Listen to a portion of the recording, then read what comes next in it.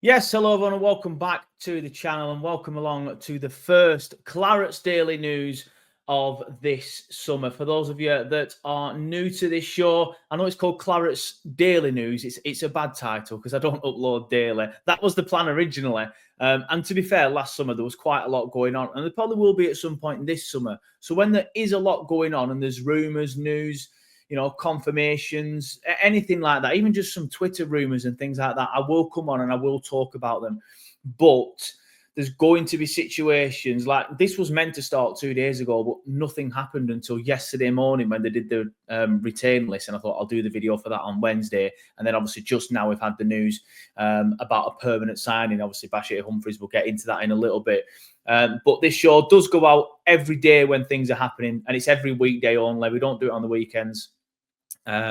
So yeah, going forward, it's the Clarets Daily News, but it'll just be out when things are happening. And it's not just confirmations, like I said, we do sort of like talk about rumours and things like that. And it's just a way of sort of like regurgitating the stuff that is out there that you may or may not have seen and putting all the news about Burnley, because there's so many different places and different journalists where all these rumours and things come from, and all these clickbaity websites, and we just get all that, put it into one nice video that's usually around 10 to 15 minutes, again, depending on how much information and news and rumors that there is out there. This also goes out as a podcast, so you can listen to it on the official Turfcast feed, so the one where you get your full-time shows and your pre-game shows from. What I did last summer is I created a separate feed for this, but I'm not going to do that this year. I feel like it's better just to have everything in one place, whereas last year I felt that people would just get annoyed if I was uploading daily podcasts.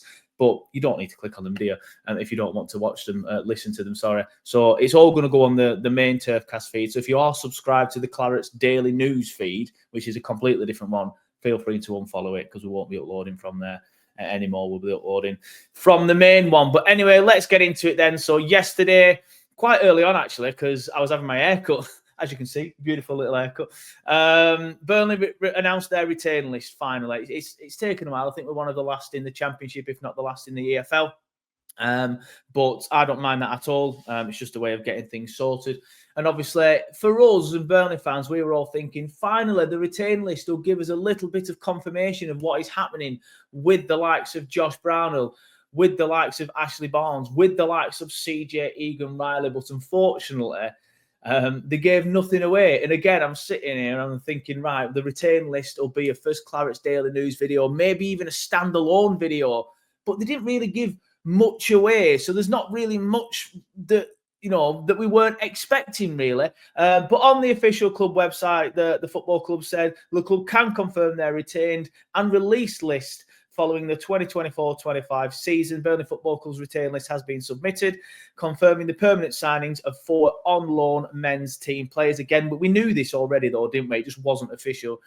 2 men's team players will depart the club while negotiations are still ongoing with others. So let's get into it then. Let's have a look at the retain list. So signing permanently, obviously, these are the loan players that the club just referenced there. And we knew all this because of the contract situations and the obligations and stuff. So Jadon Anthony, he had an obligation. Marcus Edwards, he had an obligation upon promotion. Zian Fleming, he had an obligation. And Bashir Humphreys is one that's caused a bit of confusion. Now, people always say that it was an obligation. I think Fabrizio Romano reported that it was an obligation. As far as I was aware, it was an option. And again, another thing about this show, I'm not ITK at all. I am not. I'm just not. I'm just good at keeping my ear to the ground and having a look at all the different places where the news comes from because I've got nothing else better to do, basically. But I do remember at the time, the club officially themselves announced it as an option when we signed Bashir Humphreys. So I remember I did hear something about 6, 7, 8 weeks ago that it was going to be signing permanently. And I put a tweet out sort of like saying like, oh, maybe we should sign it permanently. And everyone immediately jumped on it saying, well, it's an obligation, so we will do. It wasn't an obligation. It was an option. But the club have exercised that option. And Bashir Humphreys is now a permanent Burnley player, which it says it here. And the club have then the day after, 24 hours later, officially announced it separately, even though we knew because it was there.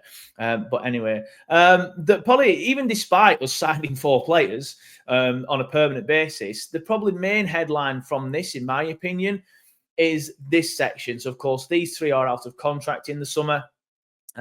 Josh Brownhill, links to away to West Ham, to Celtic. People have seen things like that. It's been a bit quiet recently. A little bit of murmurings on West Ham, but nothing much really on Josh Brownhill.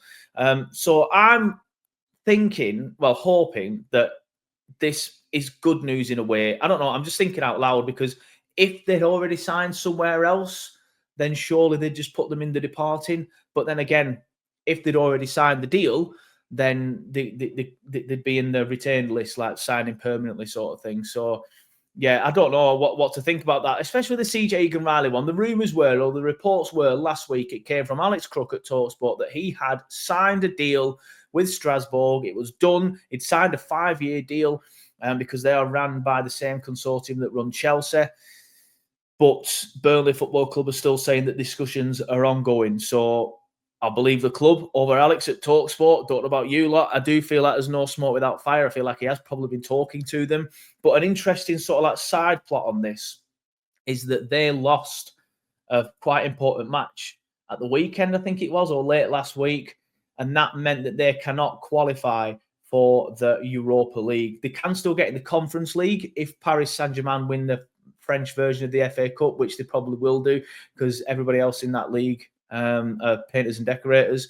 So they probably will be in the Conference League next season. But who wants to be in the Conference League? I mean, as a Burnley fan, don't get me wrong, if Burnley are in it, I'd love it, because I'd be able to sort of like relive the Aberdeen and the Olympiacos days. But as a footballer, where would you want to be? Would you rather be in the Premier League at Burnley, playing against Liverpool, United? United are crap these days, but you know what I mean. Liverpool, Arsenal, City, you know, big clubs. Man United is still a huge club, obviously. Chelsea.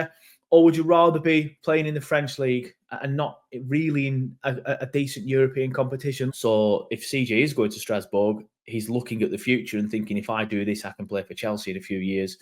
So the Europa League, Conference League might not be that big of a deal, really, to CJ. But I guess we'll find out in a few days, hopefully, when it's announced that he's staying or he's going. But anyways, going back to the return list, there was other news as well. Jeremy Sarmiento will not be staying at the football club. He will be going back to Brighton and Hove Albion, which probably again something we all expected. He's sort of like flattered to deceive for most of the season. He's had moments. He's looked decent in moments. I do feel a little bit sorry for him in a way, because I feel like he would have been a lot better centrally. When he played centre, he was a lot more effective than when he was plonked as like a wide forward or a winger, whatever you want to call it. But you're not going to drop Josh Brownhill, who's been playing fantastically in that central role, and obviously the club captain for Jeremy Sarmiento. So he probably would have been more effective throughout the season if he stayed in that 10, but he was often found out wide, and then he was largely ineffective for most of the games.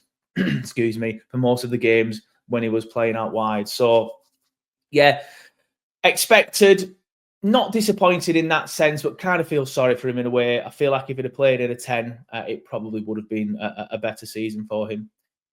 Departing the club, we have John Joe Shelvey, which again, we knew that had already come out. The club just hadn't officially announced it. Reports came out from Turkey, didn't they? About 2 months ago now, and he hasn't been seen since. He wasn't at the celebrations when we finished second, or if he was, I didn't see him. He wasn't on the pitch. He wasn't on the bus.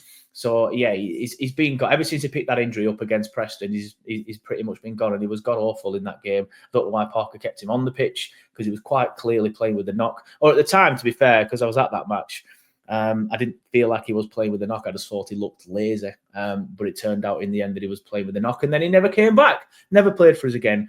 And, of course, Cousin Nathan has finally left. Again, another one where you can probably feel a little sorry for him, because he came in, and we didn't have great expectations for him, to be fair. But he came in, then not long after that, got a massive injury.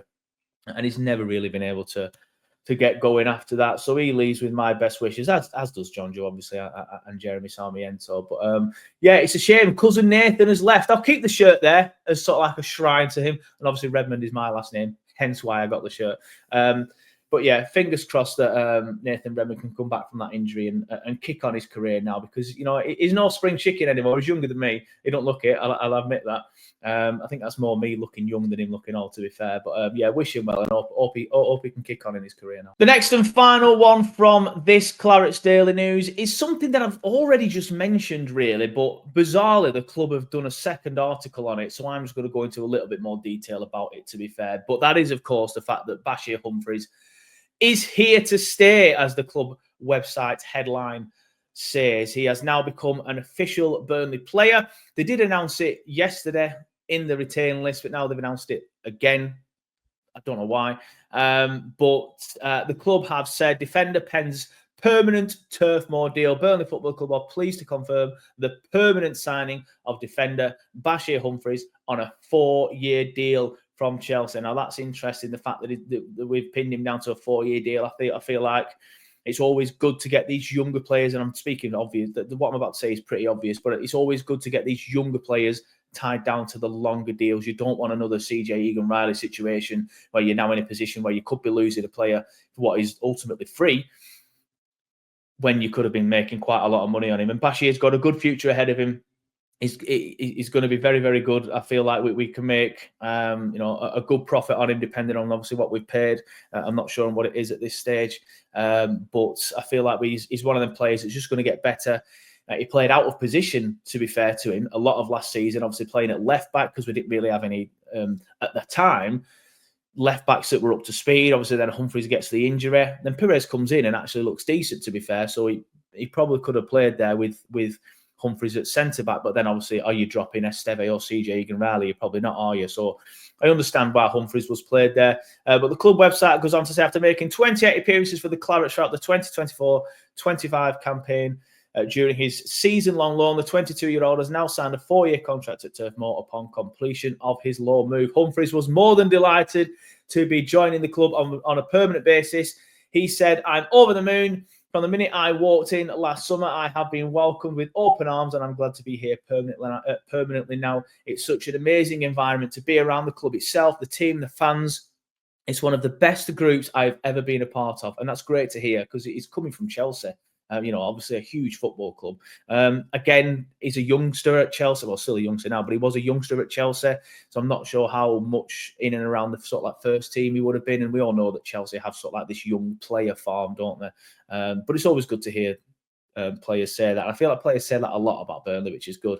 But he goes on to say, the togetherness within the team is massive. I know it can be cliche, but it really is. And we're excited for the next part of this journey in this Premier League. So that's good to hear. And it's good to get him signed onto a permanent deal as well. I think he's a good footballer, a good defender. He's obviously very versatile, can play left back, can play centre back. He could be the player that we just replace CJ Egan-Riley with. Who knows? That could be the thinking behind making this deal permanent. If CJ does go to Strasbourg, he could step in. Is he as good as CJ? I've probably not seen him at centre-back enough to make a judgment, but he was very good at left-back. And do you remember the crosses that he was doing? So he's obviously very good at passing, at crossing, which is why CJ was good in that defence with Esteve, because Esteve was the better defender, in my opinion. And I do feel like a lot of you agree with that. Whereas CJ was the better ball-playing defender. So like he would be integral into Burnley's build-up play, like pinging the ball cross-field, getting the ball forward to the forwards. Humphreys could potentially do that. Like I said, he crossed it in for Zian at Blackburn, didn't he, when we won at Blackburn? He crossed it in for Brownhill at Bramall Lane as well when we won at Bramall Lane. So he's clearly got a good cross on him. Hopefully that means he's got a good pass on him. But yeah, absolutely delighted to get Humphreys on a permanent deal. I think it's great business by the club, and it's good to see us signing 4 players now permanently very early on. It's good signs, because what happened last time when we got to the Premier League, we all know Teller, Martson, Harwood-Bellis, lost them all. And whether or not you feel like they would have been good enough for the Premier League is a different debate. But then you've lost that entire spine, essentially, of, you're not the spine, but you know what I mean? You've lost 3 integral parts of how good we were in that Championship campaign. Teller was the best player in the league that year. Martson, fantastic left back. A lot of people feel like he probably would have been found out defensively, but going forward, he was superb. And Taylor Howard-Bellis, probably not. It's not been great in the Premier League this season with Southampton, let's be fair. But again, you've lost a lot of good players there, and then you need a massive upheaval of the squad again, which we saw. So it's good to see the club met these loans permanent. It's good for us to have a bit of, just a settled start to the window. It's like, right, we've got it done. They're all in. Enjoy your holidays, lads. Come back in a few weeks and we'll get started, and we'll hopefully sign a striker, and hopefully CJ Egan-Riley, Josh Brownell and Ashley Barnes are all permanent Burnley players next season. But anyway, that's it for today's show. If there's any news, I'll be back tomorrow morning. If not, I'll leave it. I'll do something when there is some news. But let me know what you think in the comments below about signing these players on a permanent basis. And let me know what you think in the comments below about the CJ Egan-Riley situation and the Josh Brownell situation and the Ashley Barnes situation with the contracts. And obviously, while you're here, please don't forget to like the video and please don't forget to subscribe. Cheers.